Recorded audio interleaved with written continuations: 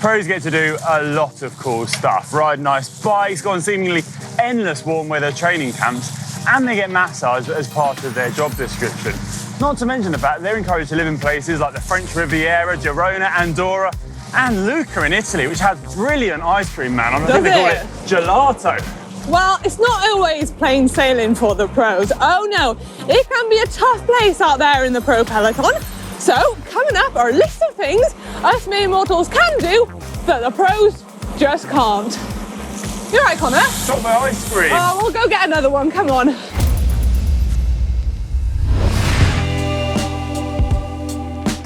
Now, first up, the super tuck. If I was to do this in a race, not only would I get thrown out, but I'd get locked up under the UCI headquarters and fed to the lions. That's right, because the super tuck is now banned in professional bike races. So if you're a pro and you get slowly dropped on a descent, and all you want to do is help your cause by getting down on that top tube, well, you could get yourself in a bit of trouble.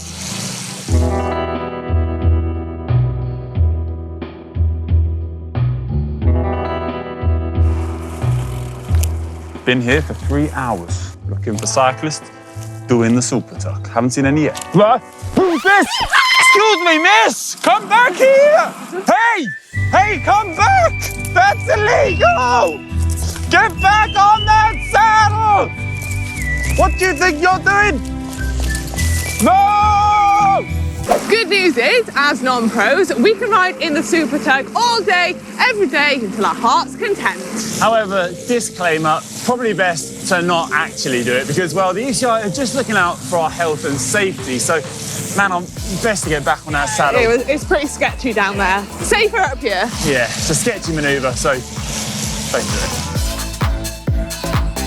Oh, yeah, the pros do get to ride a lot of mega nice bikes, but unfortunately for them, they have rules, weight rules to be precise. Now, pros can't race on a bike that weighs less than 6.8 kilograms. Now, some bikes do weigh a lot less than that, and some pros have actually had to add weights to their bikes. Imagine having your dream bike, your dream super light bike, and then having to add weights to it. It'd be like eating Weetabix with water. Heartbreaking. Luckily, we can ride a bike of any weight we want. If we can get our hands on a super lightweight hyper bike, then great. It also works the other way around too. We just don't have to worry about weight. If we want to ride on our heavy steed to the shops and back, then it's a win-win. We don't have to worry about the weight. It's a win-win, Manon. It is. Pros have to watch their diet. If they turn up to a race after living life a little bit too much, well, they're going to get dropped. Simple as. Yeah, if you're a pro and you stop at a cafe on a ride and have 2 cappuccinos and a Danish pastry, well, that's considered slightly risque and it could land you in trouble with the team manager. Remember, team bosses have spies in every corner, so you can't relax for a second.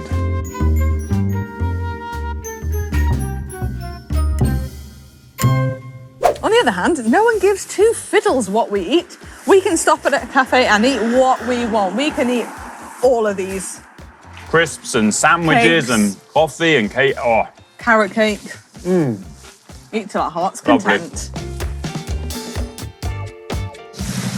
Pros are the epitome of peak performance, devoting every living second to being the best cyclist they can possibly be. Riding harder, faster, further, for the everlasting glory of form. We, on the other hand, we can just use an e-bike. And it really pisses the pros off when we take their QOMs and KOMs. I'm not sure why. Come on, Connor. Man on! Get a motor! It's far easier!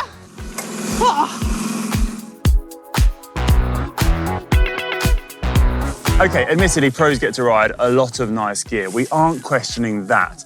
But they are stuck to sponsor correct equipment. What does that mean? Well, it might mean that they end up working in a little just outside Roubaix part-time throughout the winter.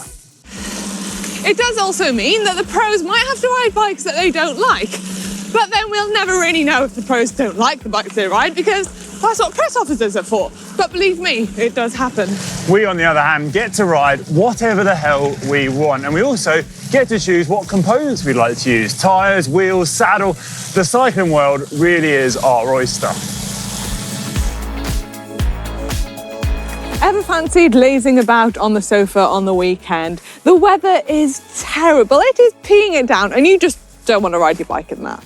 On average, it rains 30% of the time here in the UK, where we're based at GCN HQ, and those days make up a high proportion of the time when I choose not to ride my bike and take it steady instead. Yeah. Pros, on the other hand, well, they have to ride, whether they like it or not. They have training to do. They have to stick to the program, man. And if they don't, well, they'll lose fitness. Their coach might ring them up and tell them they're not in the race at the weekend, and worse, well, they might be prescribed more training. Oh no.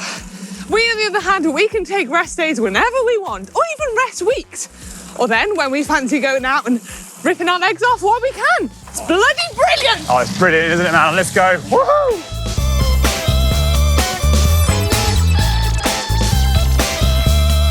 Okay, last one now, and this one is using brakes. Now, we might be clutching our straws a little bit here, but bear with us. And of course, the pros have brakes.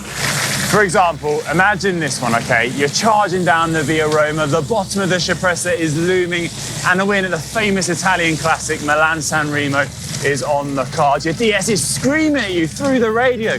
Take every risk possible, take the win. This is not a situation when you can use your brakes, is it? We, on the other hand, we can take things nice and steady. Yeah. Getting from A to B in one piece, taking in the views. Sounds brilliant, doesn't it? Does, man, on. Does. I love using my brakes, especially on descents like this. Okay, so those were 7 things pros can't do, but we can. And I'd like to add to the list, riding BMX tracks. In a training session, pros can't do that. They have to take things seriously, don't they, Manon? They do. If you did enjoy this video, then please give it a big thumbs up. Whoa! You right, Manon? Whoa. Anyway, if we did miss anything else, please let us know in the comment section below. As always, thank you for watching, and hopefully we'll see you on the next video, if we survive the BMX track.